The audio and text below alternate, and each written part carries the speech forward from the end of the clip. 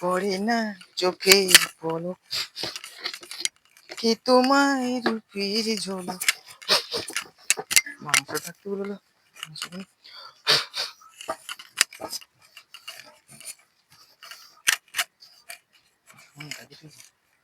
শালা, এ তো ব্যাপক ভাবে কষাই করেছে, হেভি টেস্ট। দেখতে না চাটি দেই ভাই, তাই কপালে হবে। কি করতো? আমি দেখছিলাম, আমি তো কিছু করিনি তো, আমি সবে দেখছিলাম যে। আমি তো দেখলাম তুমি খাচ্ছ। না না, আমি তো খাইনি। দেখ এখন দেখ, এধারে মাংস কই? ওধারে মাংস কি জানি, তুই খাইছিস তাহলে? সব খাই বেরিয়েছে, কি অবস্থা! আমি তো এক্ষুনি দেখলাম তো গালের মধ্যে মাংসটা খাচ্ছ। ওই দেখ আমার গাল খাইয়ে টাবো টাবো ফুলিয়ে ফেলিয়েছে অবস্থা।